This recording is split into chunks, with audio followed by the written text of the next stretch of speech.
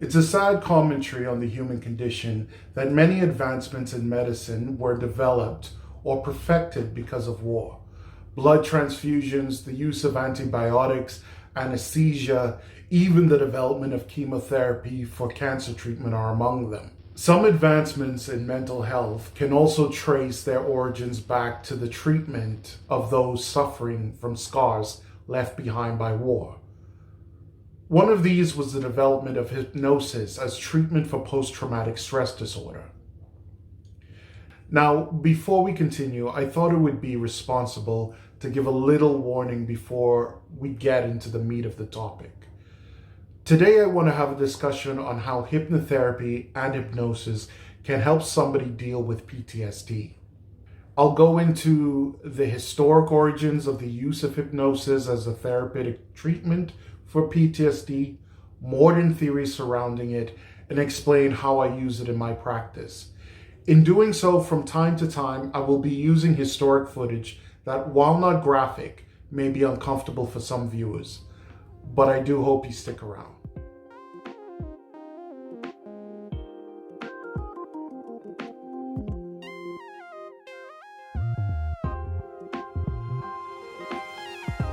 My name is Rupert Missick. I'm a counselor operating out of my practice here in Queensland, Australia, called First Light Counseling. And welcome to First Light Conversations. Now let's get back into our topic. The first time the term post-traumatic stress disorder was used was in the late 1970s. At the time, it was adopted by psychiatrists who were treating veterans returning home from Vietnam. Of course, the effects war had on the mental health of soldiers were recognized long before then. During the American Civil War, soldiers were said to have lost heart. In World War I, it was called shell shock or field psychosis. And in World War II, it was battle fatigue or the 1,000-yard stare. Sadly, PTSD sufferers were in those days regarded as coward, sometimes court-martialed, and even executed for desertion. What you are about to see is a soldier during World War II suffering from PTSD being questioned by a psychologist. I wanted to give a warning about this because some may find the conversation distressing, but I wanted to show it because I think it gives a good depiction of the attitudes of the day toward PTSD. I just can't stand seeing people killed, sir. I can't hear you. I can't stand seeing people killed. Did you see people killed? Lots of them. What? Lots of them. Where did this happen? In the front. Well, what happened up there? And they got the men on a forward slope. And the Germans start shelling them. They were trapped. Couldn't get out. What happened to you? I was lucky enough to get under a bridge. And the shelling quieted down. I just went crazy and I ran away. Well, how do you feel about that, leaving your buddies? Should be in a stockade.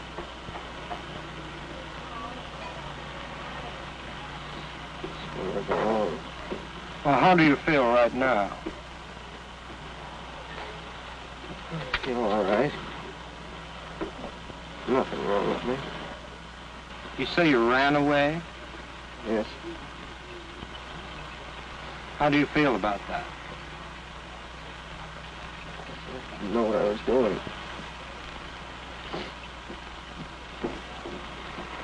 What were you afraid of? Everything. What in particular?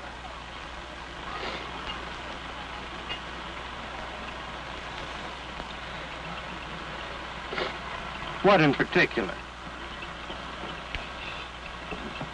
Dead. What? Dead. Dead what? Dead people. Can't stand seeing them. I can't hear you. Can't stand seeing dead people. What does that do to you? Scares me.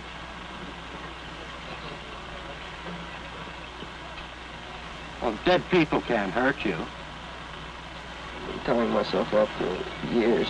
What? I've been telling myself that for years, but I can't stand looking at them.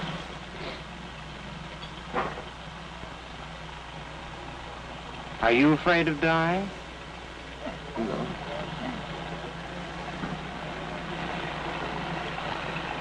I'm not afraid of dying.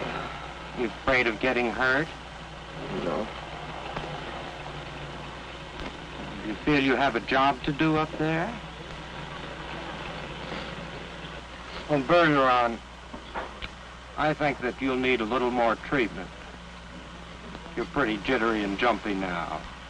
What I'm going to do is send you back to another hospital where you can get more rest and more treatment.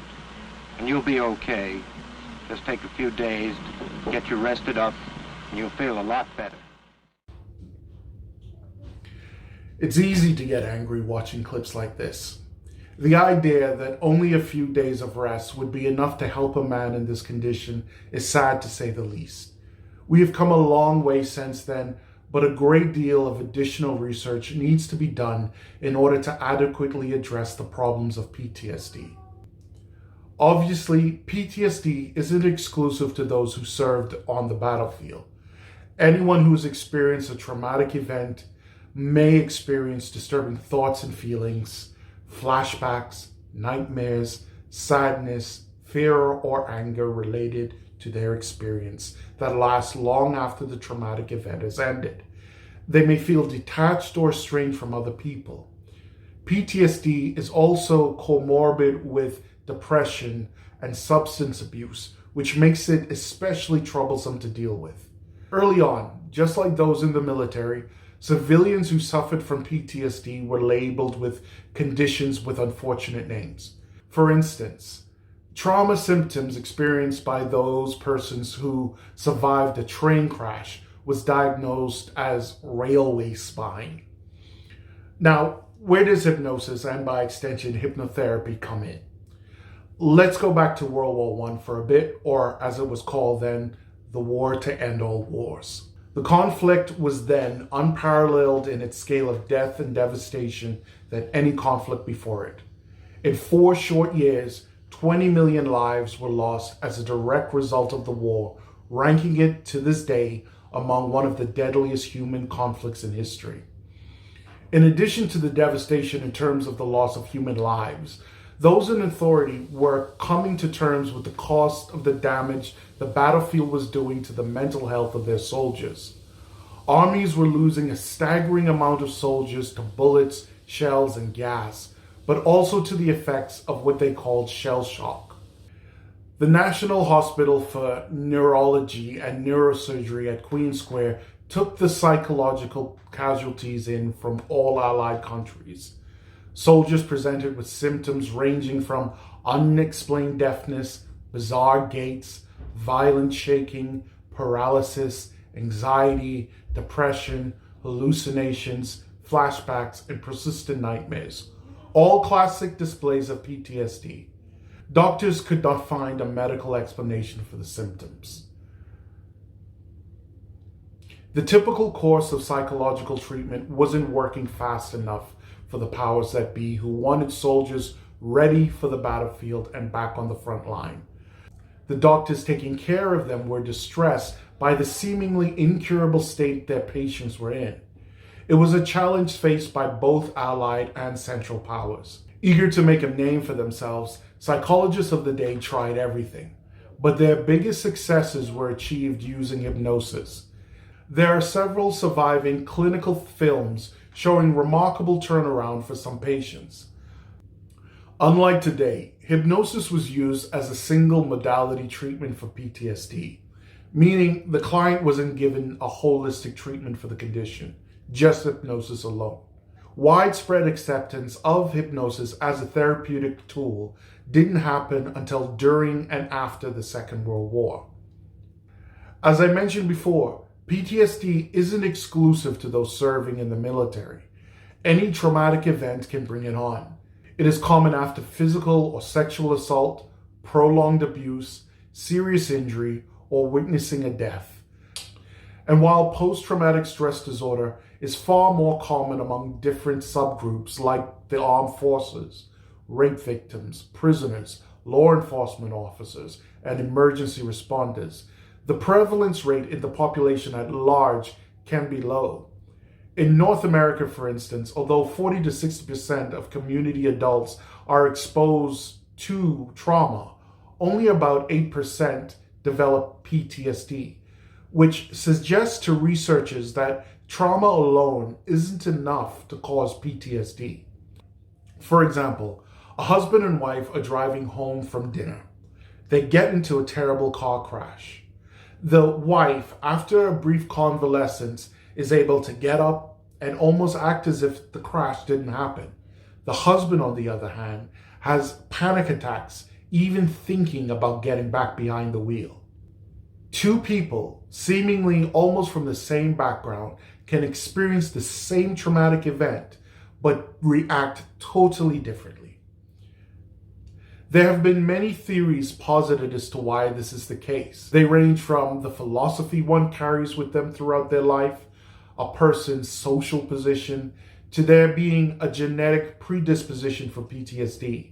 Today, if hypnosis is employed in the treatment of PTSD, it's used as an adjunct to some form of psychotherapy. In my practice, for example, when I see somebody for PTSD, hypnotherapy looks like a combination of cognitive behavioral therapy, dialectical behavioral therapy, positive psychology, and hypnosis. Most post-traumatic stress disorder treatments will fall under the umbrella of CBT.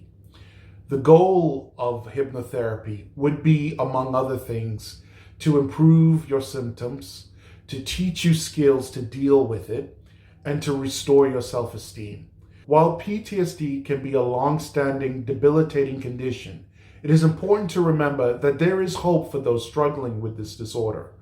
About 50% of clients recover, while another 50% develop a chronic version of the condition. Hypnotherapy, regular talk therapy, meditation, medication, individually or as a combination, all offer an individual an opportunity to learn how to properly process the traumatic memory.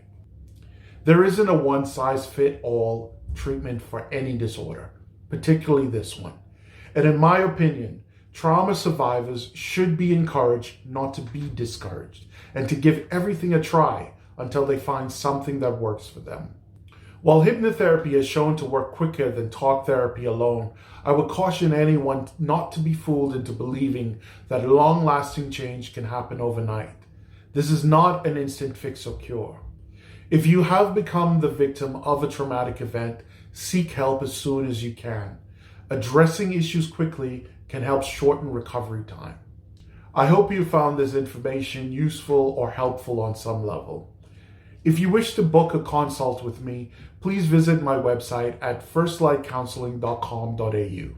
Please subscribe to the channel and like and share the video if you think it may be useful to others. I'm also interested in knowing if you think that the attitudes toward PTSD and PTSD sufferers have improved over the years. Please leave a comment below and let me know. Until next time.